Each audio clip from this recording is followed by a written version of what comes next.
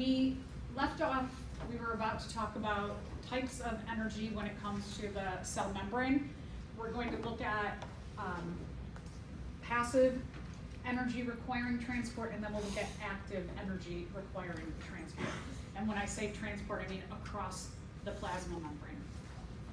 So passive transport, if you do something that is a passive form of energy, you're holding on to energy, but you're not utilizing it right now. So this is a stored kind of energy. When we use passive energy, you go down the concentration gradient.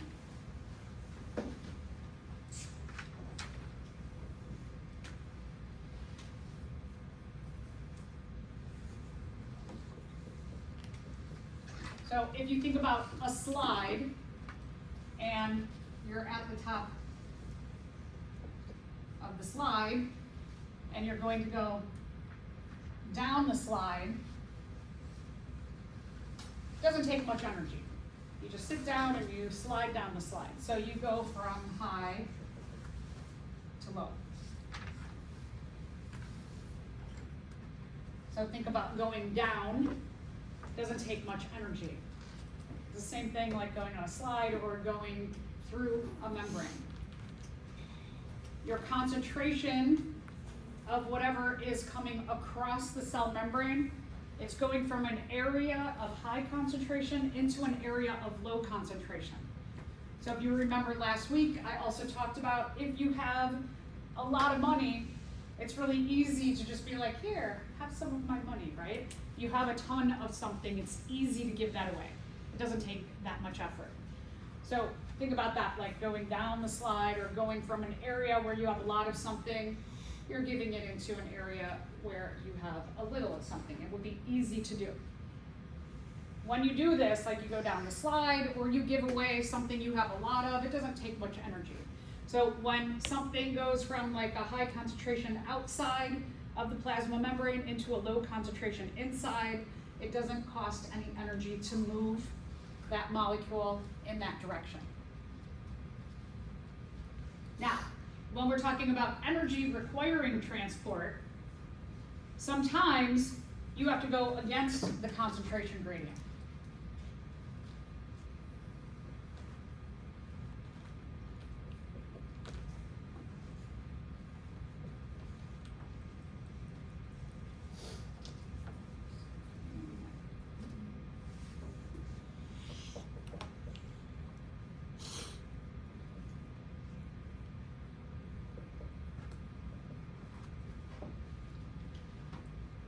So think about, you're going from low on the ground and you have to climb up the ladder to high. It takes some energy to do that climbing. Think about if you don't have a lot of something. So let's say again, you don't have a lot of money and you go on vacation with family friends or friends, and they usually treat you to vacation. And this time you come home and they're like, oh, we didn't tell you?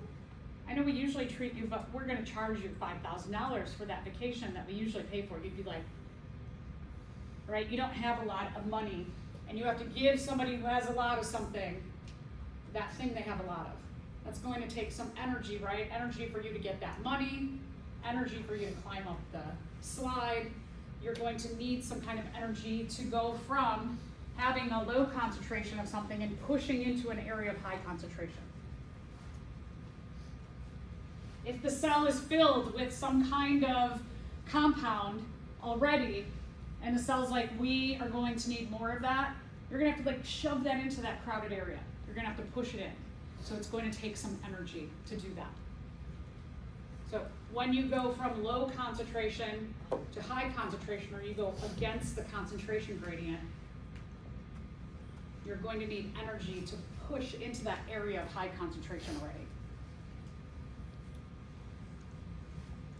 So now let's take these ideas of passive transport or active transport and apply them to different kinds of proteins that we've already seen before.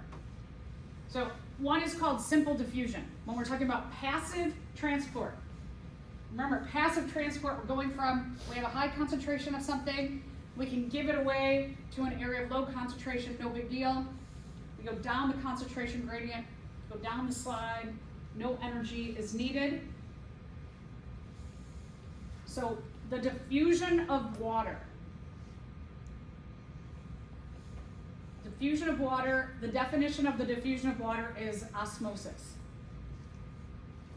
One of the great things is that because our cells are about 70 to 90% water, that when your cells have a low concentration of water, water naturally will flow into that low concentration area.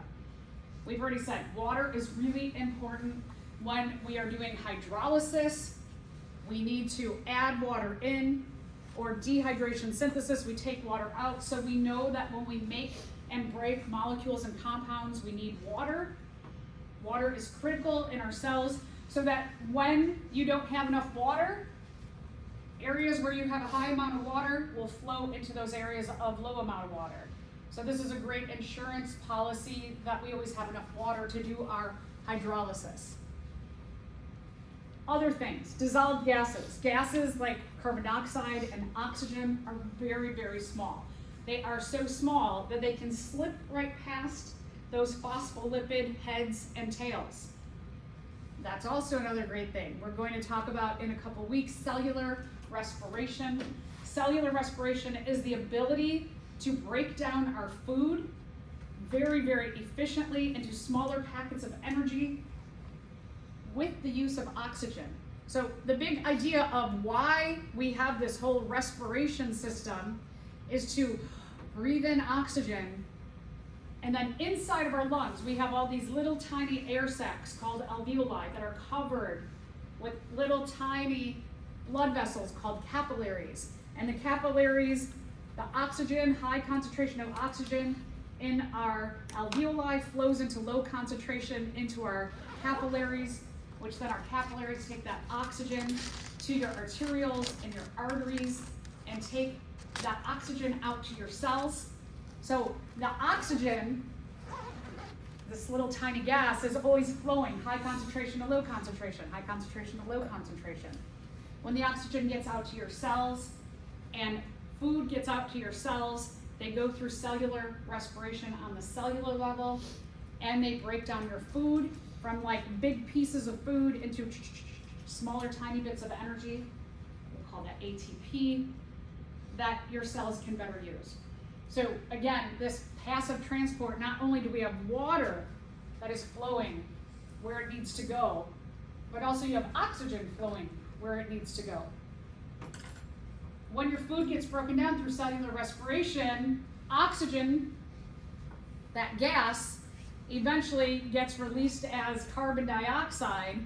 We don't want carbon dioxide in our cells, so our carbon dioxide that builds up in our cells because of cellular respiration, the breaking down of our food into important tiny pieces of energy, that buildup of carbon dioxide goes from high concentration in our cells to low concentration in our veins and venules. And then those take the carbon dioxide back to your lungs, and then from the blood goes high concentration in your blood to low concentration in those air sacs, and then you breathe them out. So kind of like interesting to think about that this act of breathing in oxygen and releasing carbon dioxide, it goes all the way from our lungs out to all of the cells in our body and then back. And so we have to breathe in order to break down our food. So whoever thought that breathing was important in the metabolism or breaking down of your food? That's why we breathe. Other things. If you are something that is lipid soluble, soluble means you can dissolve through lipids. So if you are something that can dissolve through those phospholipids, which the phospholipids usually keep everything out. But if you are something that is tiny like water or dissolved gases, you can just move on through, you slip through there. Or if you're something that dissolves into lipids, then you can slip on through. All of these things here are a very simple form of movement of molecules through your membrane. Again, we're going high concentration to low concentration or going down the concentration gradient. No energy is required. You don't even need a protein. These are so simple that they can just slip in between those phospholipids. But if you are something maybe a little bit bigger, or you're not lipid soluble, you're going to need help of a protein. So before we get there. So here, for example, is oxygen. Again, oxygen is so tiny that it can just slip in between those phospholipids. Wherever you have a high concentration of oxygen, it'll move to a low concentration. Simple diffusion. All right, let's just reiterate oxygen, which is, osmosis, which is part of simple diffusion. Osmosis is the diffusion or movement of water from high concentration to low concentration.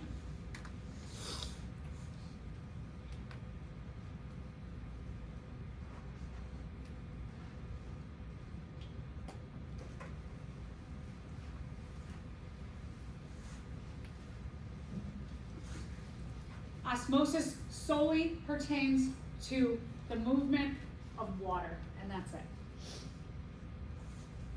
Because this is passive transport, we go from high concentration down the concentration gradient to low concentration. No energy is required to move water around our body when it goes from high to low.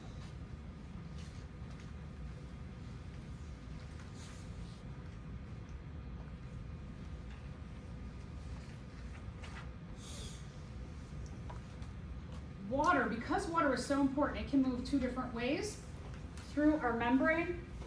One is here. Here's osmosis. So we have the movement of water, and we have simple diffusion here. Water just slips on through. We also have a backup plan because water is so incredibly important that we also have a protein or proteins that are embedded in the phospholipid bilayer called aquaporins. Aquaporins are a protein that also can move water. So this should just tell you water is really, really, really important to our bodies, right? We need water for hydrolysis to help us build up anything, to break down anything in our body. So you've got these two different methods. Both are simple diffusion. All right, a little bit more about water. Because water is so important, and we'll talk about the way water moves, we're going to look at tonicity. You are going to think about tonicity today when you're writing up your lab. Tonicity is the strength of a solution in relationship to osmosis. Okay, what does that mean? What it determines is that you have two sides of your membrane. You have inside and you have outside. And depending on a molecule that's inside of your cell, you might be moving water into the cell, or you might be moving water out of the cell. All right, so let's get into a way to think about this. One of the ways that I think students remember well about tonicity is if you think about water following a solute. When you have a solution, you have a solute and a solvent. A solvent is, like, for example, when you did the experiment with the water and the dye. And here was your tray. And you put your dye in there.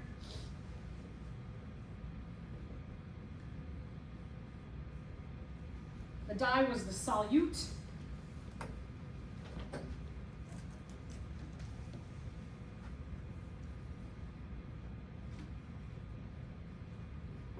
And the water was the solvent. The solute is something that can move or dissolve in a solution. So what you had happening is that when you put this dye in a corner,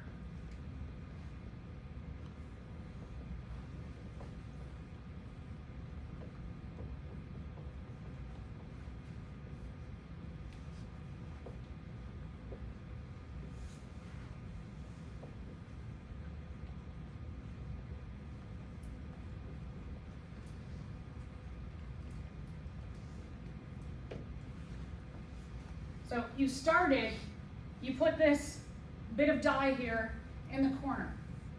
Here, this was a high concentration of the dye, right?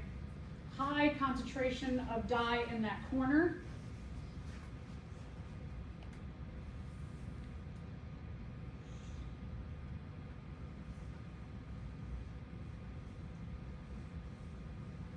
And it moved to a low concentration area into the rest of that tray. Right? There was low or no concentration of the dye over here. So in that 15 minutes, you saw your dye go from this high concentration area and it moved to the low concentration area, the rest of the tray. So that solute, the dye, was diffusing into the solvent. High concentration to low concentration. You know the same thing happening when you were looking at the dye as well as the agar and the potassium permanganate.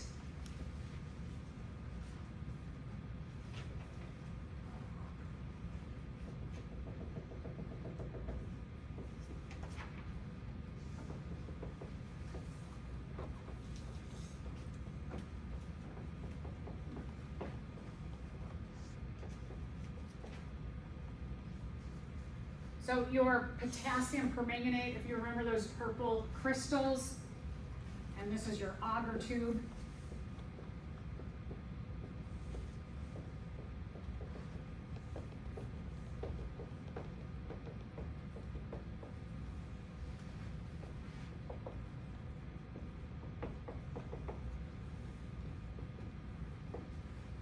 This was our example of solid diffusion. Agar is like a jello-y thing, kind of solid. Your potassium permanganate crystals were solid. You have a solid diffusing into a solid.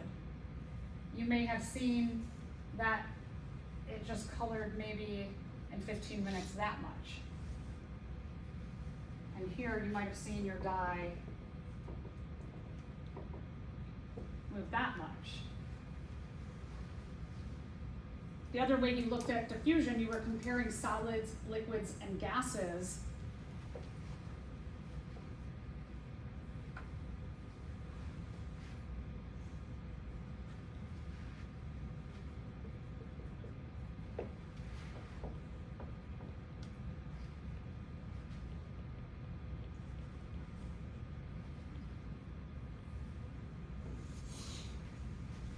And what you had happen was your gases, a gas was formed when the acid and the base met.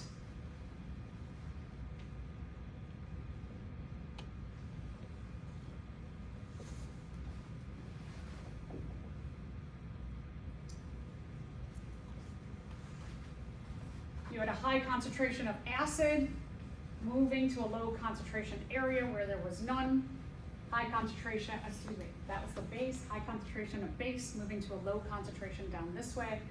High concentration of acid here in the little boat to a low concentration, and where they diffused and met, you got that swirling cloud. Ours was a little goofy. I don't know why our results came out weird, but I believe the acid is heavier. So couple things that I want to point out in this experiment, and this was gas diffusion.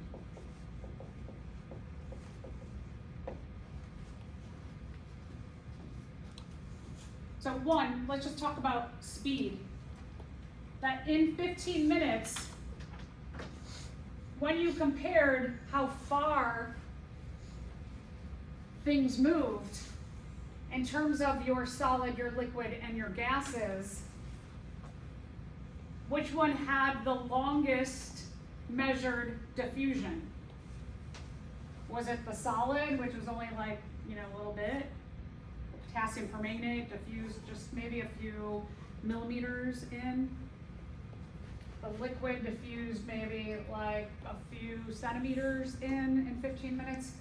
Or the gases, which I know they met kind of in the middle, and again, those results were goofy, but they definitely went more than a few centimeters or further than this.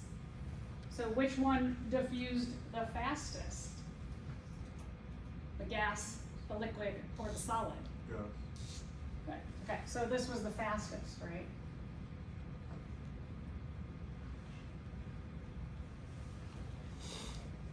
Or diffused the farthest in those 15 minutes. Which one was the slowest? That one, solid.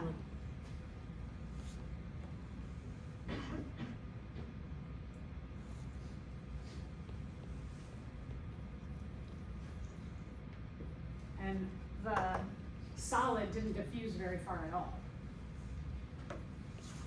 And so one of the things that you might have learned back in like second grade or first grade was that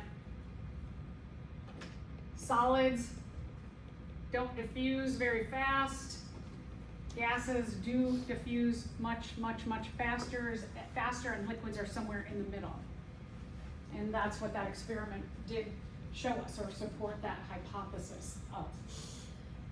The other thing that was goofy about the experiment, that it seemed like the gas, where the cloud met, it seemed kind of almost in the middle. It was a little bit closer to the acid, but the acid, the weight of the chloride ion in the hydrochloric acid makes this a heavier compound than our base was. So we really should have seen, and this is one of the discussion questions that I wanted to address just because it was a little bit goofy, that we should have seen our cloud closer to the acid because the acid is heavier. And one of the principles of diffusion that we talked about last week was that heavier things diffuse slower.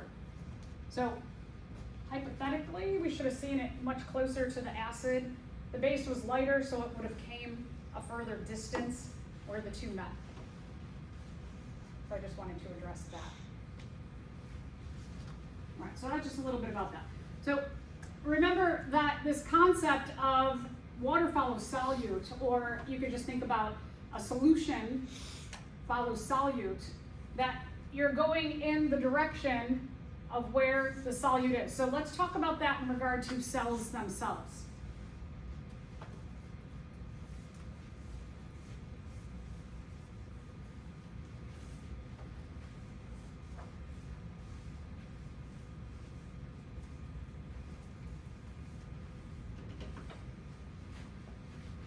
All right, we're going to look at 3 different tonicity situations: isotonic, hypertonic, and hypotonic.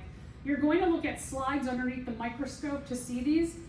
One slide set you're going to look at is you're going to look at blood, and you're going to look at blood in an isotonic solution, a hypertonic solution, and a hypotonic solution. So you're going to set up these 3 different kinds of slides. You're also going to look at it in regard to, you're going to look at a plant in regard to these types of tonicity situations. So first let's talk about isotonic. Isotonic means there's an equal concentration of water moving in as there is moving out. All right, so let's talk about why that is. So isotonic means there's an equal amount of solute inside as there is outside. If there's an equal amount of solute inside and outside, the water is going to be flowing toward the solute in an equal amount.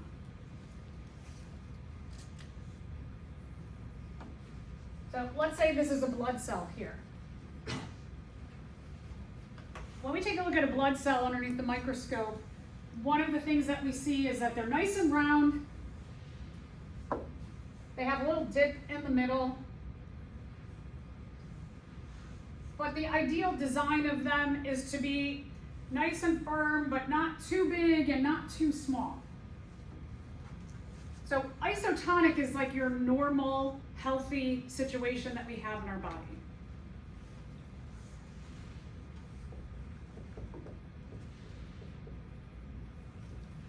So your blood cells are nice and round, they're not too big, they're not too small. They're just right. So let's say we're talking about salt as our solute, NaCl. We're going to call salt our solute in this case because salt is really important in our cells. So let's say we're going to look at salt inside and outside and compare the situation of the solute concentration of salt inside as well as outside.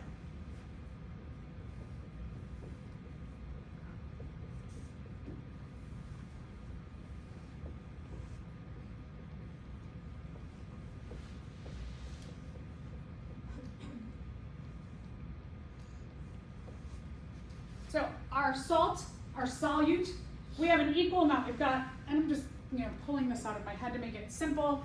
We've got 1, 2, 3 salts inside and 1, 2, 3 outside. So our water is going to follow the solute. Our water is going to go toward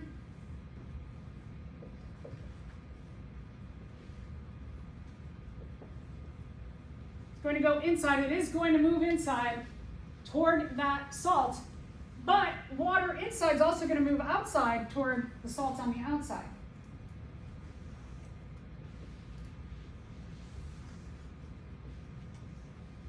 So not only do we have an equal solute concentration inside and outside, but we have an equal amount of water moving in as well as moving out, because you have an equal amount of solute inside and outside. Water is always in a state, molecules in general are in a state of movement. So you will, if instead of the water just being like, cool, we're equal inside and outside, nobody move, it doesn't work that way. Some is moving in, an equal amount is moving out.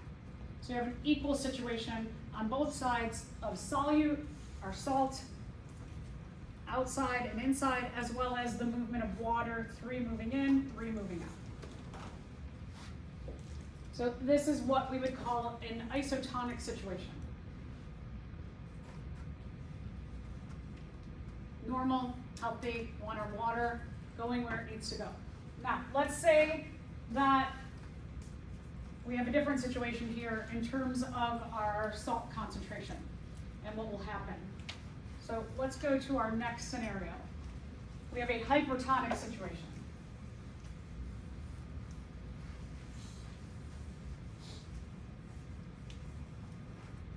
Definition of hypertonic is a solute concentration in one solution is greater than that of another. That doesn't really help me. What I remember about a hypertonic situation is the cell is going to shrink.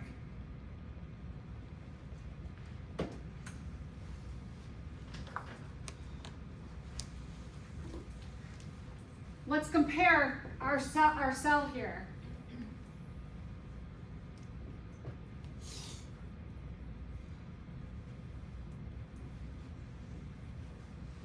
Okay, so let's say our isotonic cell, it's like this.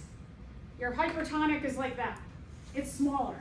So what happens to our cell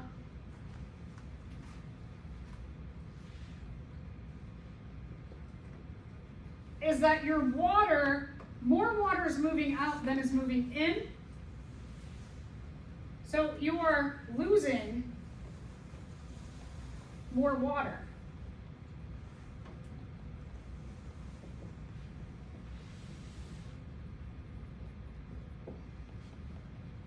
If you're losing more water, your cell is going to shrink. You're losing more water from the inside than the outside. You can see this arrow is bigger coming out than the arrow of water going in. So you're losing more water.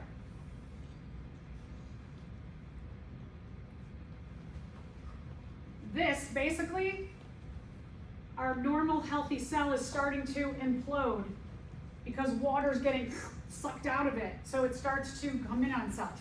You actually will see under the microscope, you will see a jagged plasma membrane, because the cell is actually imploding. It's coming in on itself. Now let's go back here and talk about our solute concentration. Okay, so our cell is a little bit smaller. And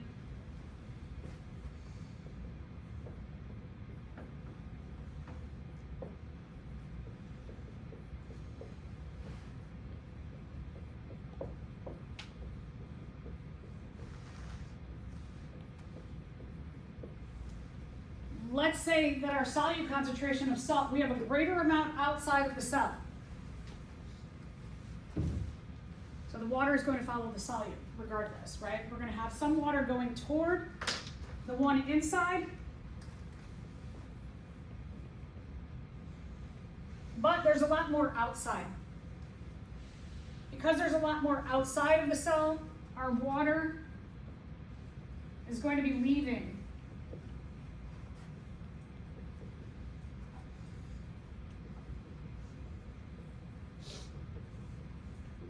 So we have a lot more water going toward the solute outside. Greater amount of solute outside is going to suck the water out of the cell.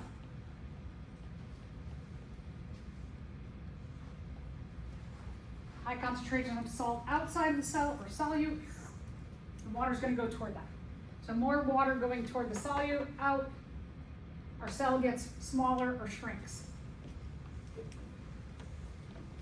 This is what we call hypertonic.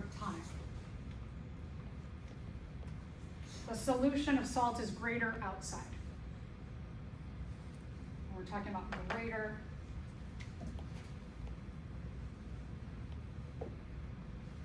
amount of our solute outside of the cell. It's going to suck the water out of the cell toward that greater amount of solute.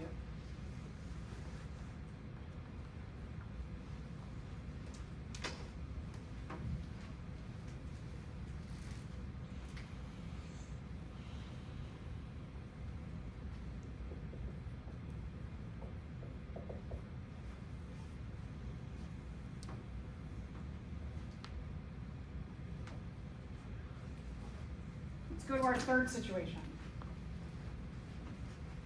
Our third situation is going to be hypotonic.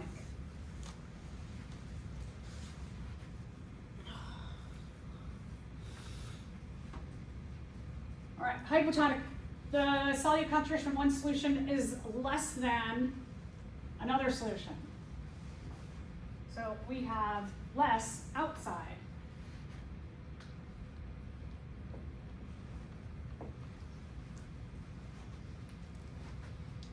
If you have more solute concentration inside the cell, the water is going to go toward the more inside.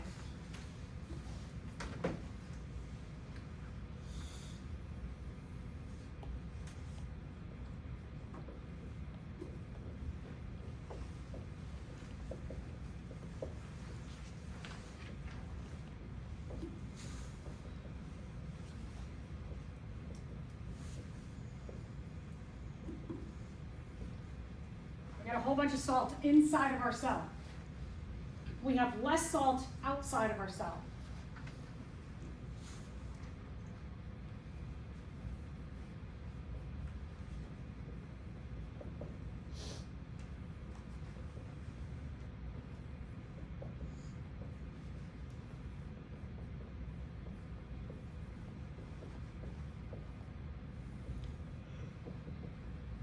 Maybe you have a little tiny bit outside, a little bit of water is leaving, but most of the water is going in.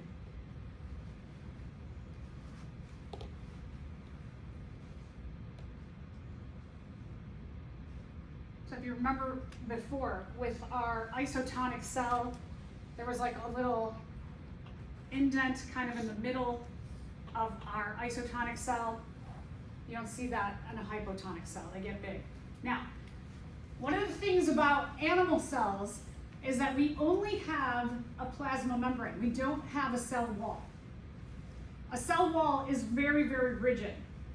A plasma membrane is a lot more pliable and flexible. So if water keeps coming in, it's kind of like blowing up a balloon. That if you have a balloon and you blow it up and you blow it up and you blow it up, can you blow it up infinitely or forever? What will happen to the balloon eventually? It'll pop, right? The edges will get thin. And so your hypotonic situation, what happens with our blood cells, and you all can look at this underneath the microscope today, is that you can put your blood cells down and you can put some of that hypotonic solution along the edge while you're watching under the microscope, and you can see your blood cells getting bigger and bigger to a point where they pop. So what happens underneath the hypotonic slide is that early on, your cells will look like this, but eventually what's going to happen on your slide is you're just going to see pieces of the cell. You won't actually see any more circles. They will all start blowing up. So depending on, like, if you prepare your slides, like let's say you go to the counter lab bench and you prepare them, and then you take your time, bring them over, and let's say that you look at isotonic, then hypertonic, and then you look at hypotonic and you just see, you're like, I can't find any cells. They may have already blown up. So this is a cool one to put your slides on the cell, put a cover slip on there, and then put a little couple drops of the solution at the edge of the cover slip while you're looking at high power, and you can start to see this happen. It's pretty neat.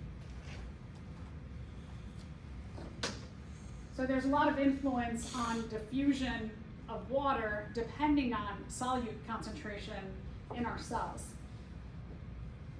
It's another one of the reasons why things in our cell are so organized, because we don't want this to happen. Our red blood cells carry oxygen for us. If your red blood cells, if you're just like eating salt, right? One of the things that we kind of know in general, a high salt diet, not good for your circulatory system, right? It can have an effect on your heart. It can have an effect on all of the cells in your body. So if we are consuming too much salt, we'll just start blowing up all of our cells. We know that's bad.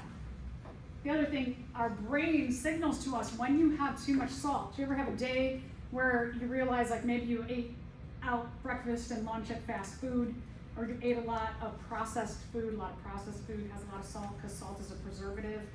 That if you eat out, and let's say that you go out for breakfast and lunch at fast food and you eat pop, you drink pop with it, and by dinner time you're like, oh, I'm so thirsty, right? When we don't eat healthy and we eat a lot of preserved food or packaged food, or we eat a lot of fast food, our brain will say, mouth, get dry. And you get that dry mouth and you're like, I am thirsty. So we have a little bit of a system with our brain that says when you start getting these situations where you have too much salt in your body, you get thirsty. Thirst is actually like a trick to your body that says, mouth, get dry, so that you can remind this body they need to consume a lot more water and get hydrated. So then what's the difference between like electrolytes and salt? So electrolytes have some salts in them. One of the things about salt is that salt's a kind of a tricky balance thing in our body, that when you exercise a lot or you're sick, we often sweat.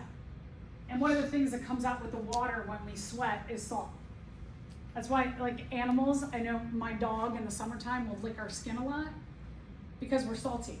And our dog's like, salt tastes right, salt tastes good. We put salt on stuff, it tastes better. So electrolytes are for when you have sweat out a lot of NAs, CLs, potassium, sodium, potassium, whatever other things are. Electrolytes are a lot of ions in our body. And so when we sweat those out when we're sick, we sweat them out when we're exercising, or just in the summertime, you sweat a lot more. Some of those electrolyte packets or drinks will help to replace those things that we're sweating out. And we need those in balance. So when you're sweating, you're losing them. They're going low. Yeah, that's a good question. A lot of times, like if you think about Gatorade, for example, it tastes a little bit salty. It has that weird taste. Some of it's the salt concentration in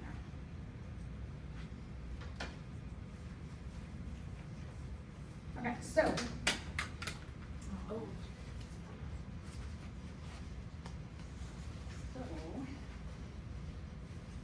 This is just a whole summary of what we just talked about. Now, when you're looking under the microscope, this is what you're looking for. The details will be much, much finer. On our microscope, these are blown up by what we call an electron microscope, so the details are more clear. What you're going to see is these are just going to look like perfect little circles. You're not going to see this imprint into there. The reason why we have this little kind of like divot in the middle of our red blood cells is that it actually gives us more surface area by coming in a little bit, allows us to carry a little bit more oxygen on our red blood cells. And our red blood cells also are one of the avenues in which we carry carbon dioxide back out of our body. So this gives a little bit more surface area. These will just look like circles. So you're not going to see those little indents. You are just going to see a lot of really tiny little circles. What I want you to focus on is a lot of times we'll start here and then move here and here. When you look at the isotonic, you're just seeing like this is normal. This is what the cells normally look like in a healthy situation. When you're looking at the hypertonic, I want you to pay attention to the outside of the cells. They will look like a little bit jaggedy. A little bit. This is gonna look really, really tiny. Your circles, your red blood cells are gonna be super duper small to your eye, even at 430x. So notice, think about the difference between this, the smooth edges, and this where you can see a little bit of points on the edges. And then this, remember, it's gonna go from here to popping. So likely you're not going to even see many of that. You're going to see it happens pretty quick. You're going to see a lot of random pieces.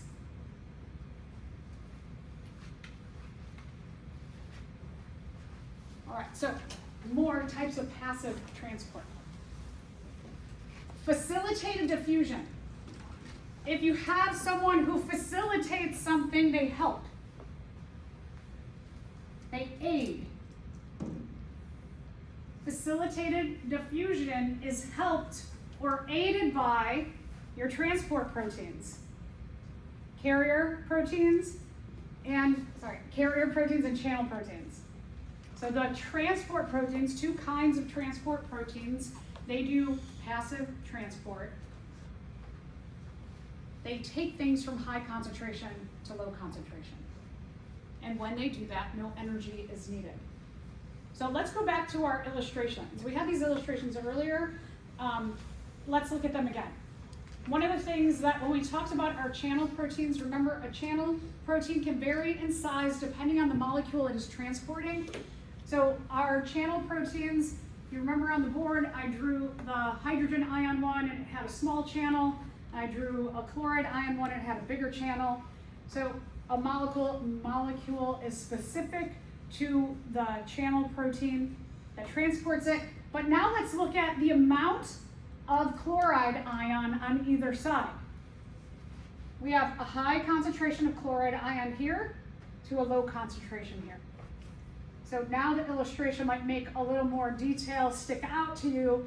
That high concentration down the concentration gradient to low concentration. When we're talking about a carrier protein, when you carry something, you grab onto it, right? I'm going to carry this around, so I grab onto it. So that's what a carrier protein does. A carrier protein grabs onto the molecule it's going to transport. When you have that binding or grabbing on of the molecule to be transported, it stimulates the protein to change its shape by opening up, pushing that through, waiting for the next one. Look at also the concentration of this glucose. We have a high concentration on the top side, moving to a low concentration on the bottom side. You saw this also. High concentration of these amino acids here to there's no concentration on the other side. So they're going from high to low. We can see binding of the molecule to be transported stimulates that protein to change its shape by opening the channel or pore, pushing it through, and going back to closed.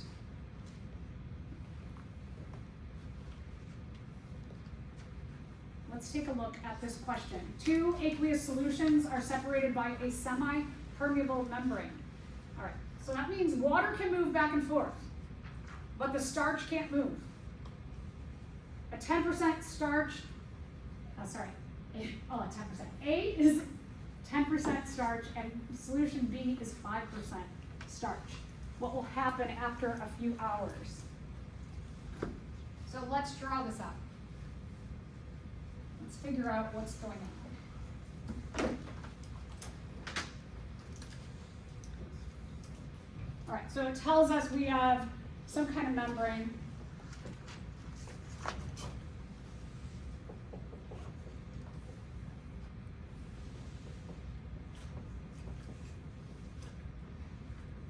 Let's just imagine we're thinking about this membrane, and it goes all the way around the cell.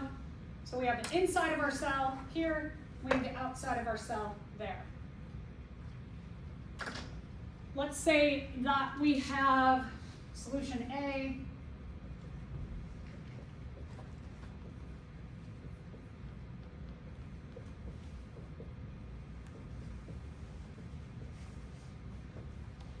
But we have solution A inside and solution B outside. Water follows solute. So water is going to go both ways, right?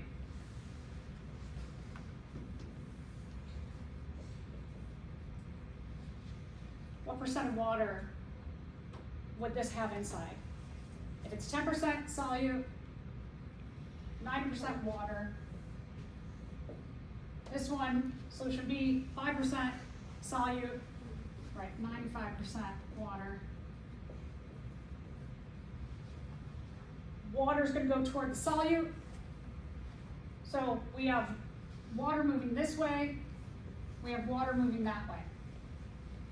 Let's calculate out the difference in movement of water, the net difference, because we know water is going to be moving in, we know water is going to be moving out.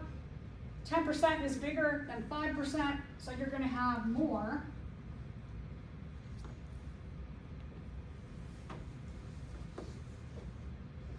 You're going to have more water movement going toward the 10% than you are the 5%. Still, water is going to move both ways. So let's take our 10%.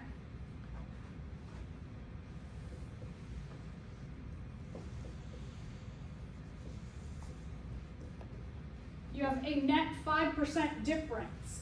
You're going to have 5% more.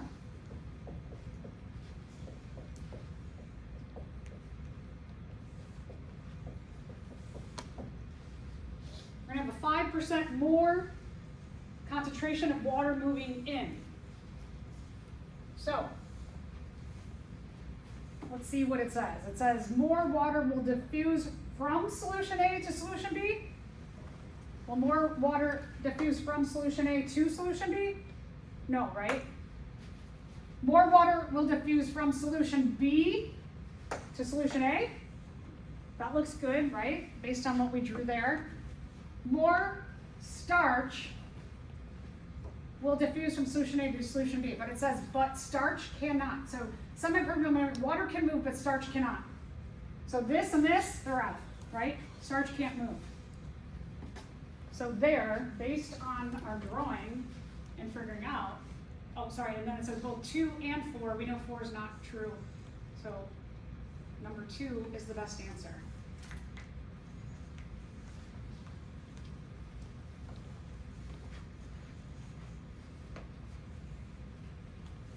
Okay, energy requiring. So now we're climbing up the ladder. We're going to sweat. We're going to use energy to climb, to go against the concentration gradient. We're going from low concentration, we got to push into that area of high concentration. We have 3 different kinds. They're all kind of big deals. Like it's going to take us energy to do this. So active transport. Active, right? When you're active, do you burn energy? Right, so just think like passive. If I'm passive, I'm just kind of sitting around. If I'm active, I'm doing stuff. So you're definitely going to use energy. What is going to help you is proteins. Proteins are going to help you move something from an area of low concentration and push it into that area of high concentration.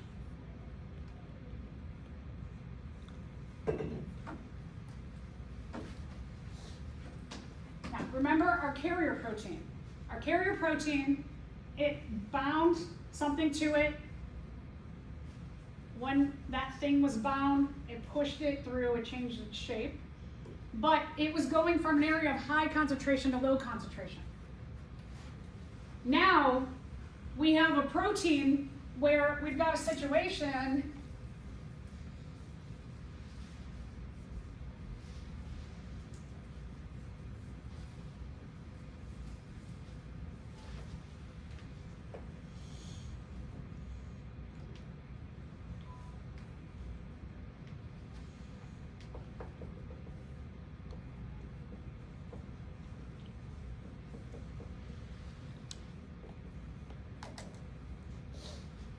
let's say that your cell is about to do something really big, like it's going to undergo cell division.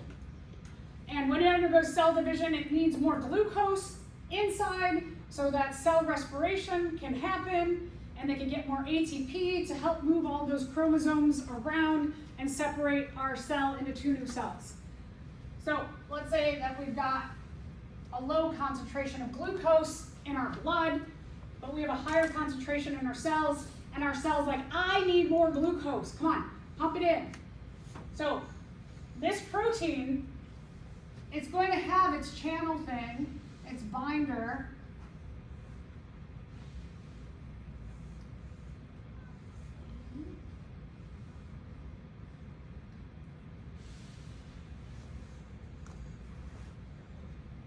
Okay, so it's going to have its binding site for the glucose.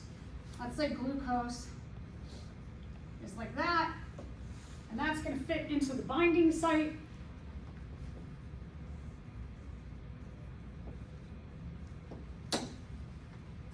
But our protein is like, I have to do all this work by myself? Nope, doesn't have to do it all by itself. So it has a second binding site.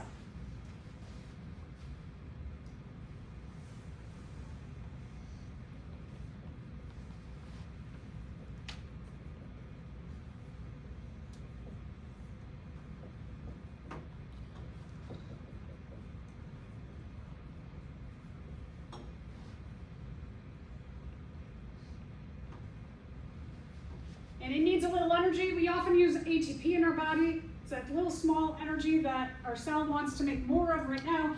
But in order for the glucose to go from a low concentration into this already crowded area of high concentration, you've got to bind not only the glucose that's needed, but an ATP. So that protein can go and shove that glucose into an area of high concentration. So that's what we say, your proteins, you have two binding sites or active sites. An active site is a binding site where something actively is grabbed onto.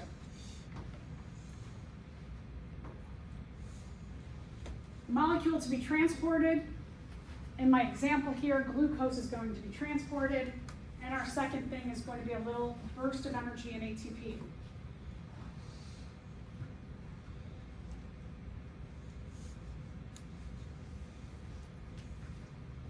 Remember the mitochondria, the little powerhouse of the cell? That's where your cellular respiration happens. That's where oxygen and our food go through a series of reactions where we take things like glucose and we chop them up through a long series of reactions to make a lot of ATP. So we are making lots and lots and lots of ATP constantly in our bodies. Sometimes we need it outside, a lot of times we need it inside. So here, as well, maybe nicer illustration, a couple things that I want to point out. One is I want to talk about the concentration gradient that's set up in this illustration. That this thing here, we need some calcium ions.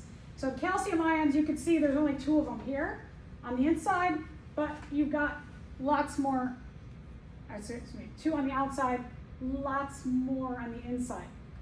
Or this is the inside. We have to push them outside. Sorry.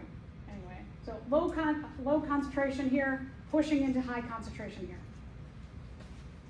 Okay, so that's one thing. We have low concentration going to high concentration. So because we have low to high, going against our concentration gradient, you have a binding site here. You can kind of see this little circle. That's the binding site for our calcium ion. But also you need to have a binding site for ATP, a second binding site. Sorry. Will low always start on the bottom and then? Not always, no. Okay. No, yeah. Sometimes it'll be, it just depends on like which way. The important thing is to look at which way the molecule is being transported. Okay. So in this case, the binding sites are here, and this is the going from here to here. Yeah, so you kind of got to look at the illustration and go, oh yeah, this is going in that direction. So the arrow or the movement of the molecule will tell you which is the low side and which is the high side. Thank you. Yeah, little details. Yes, biology is all about little details. So two binding sites. You've got that little binding site here for the calcium ion. You've got a second binding site for an energy piece, the ATP. When they're both in place, then this is going to donate energy to the protein. It's going to energize the protein to open up and push that into an area of high concentration. It's going this way. Push it up. So now our molecule has moved up. Our ATP has broken down. It's donated energy. So that's active transport. Two other things that take a lot of energy to do are called endocytosis and exocytosis. Endo means into, so we're going to move something inside of our cell or into the cell.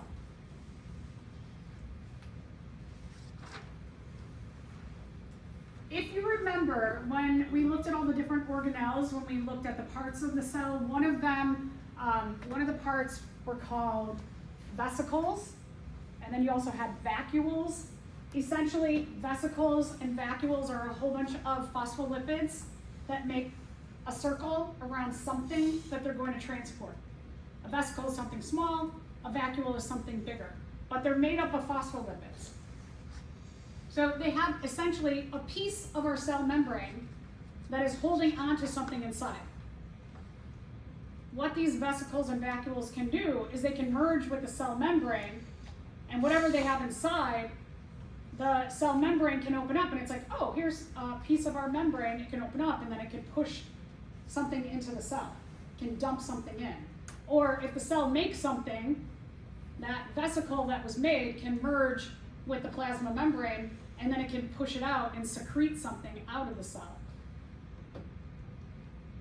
So here, when you're taking a look at this little yellow circle, it's the same as our phospholipids of our phospholipid bilayer.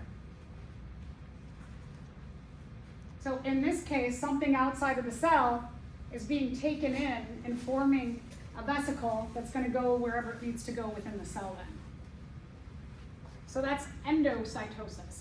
There's different kinds of endocytosis depending on what is being taken into the cell. So it's called pinocytosis if it's something really small or a liquid, then that's pinocytosis. Again, something's taken inside of the cell. Pinocytosis is a form of endocytosis, something taken in. So you'll see something coming into the cell. This is something small or a liquid. This is what it actually looks like. You can see here, look at how often this happens, where things are being taken into the cell. These are all different vesicles that are being made, stuff is being taken in from outside of the cell, and then these, you can see, here's one, two that pinched off, and then these are going to go around. Maybe it'll go to the Golgi apparatus, or it'll go to the mitochondria. Maybe some of this is some glucose being taken in to go to the mitochondria and give mitochondria glucose to get broken down in cellular respiration. If you're something like a white blood cell in our body, this is a bigger cell that floats around in our blood, and let's say that you have a bacteria floating around in your blood. What your white blood cells do is that they will actually take their membrane and make almost like arms around that and take that thing inside of their body, that a white blood cell can kind of like eat something, take it in and dissolve that bacteria inside of its body as part of our immune system. In this case, you're looking at an amoeba, which is a unicellular organism, and the way they eat is they just make these things and they go, and they take stuff into their body. So that's called phagocytosis, like what our white blood cells would do. It's something big, like a whole bacterial cell, or a fungal cell, or a protist cell, a virus particle.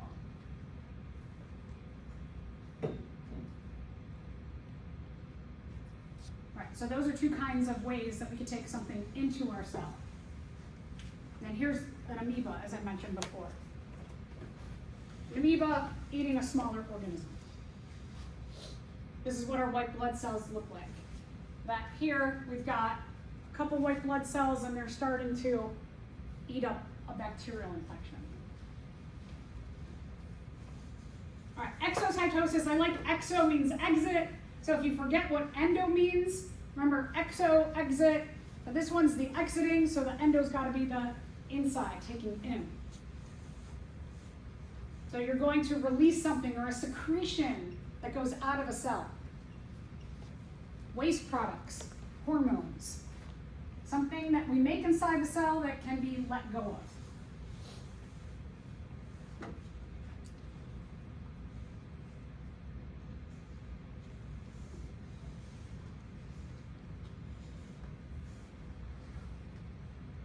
So here we have something that the cell needs to let go of. So our little vesicle merges with the membrane opens up and it releases it. This is what our secretions will look like.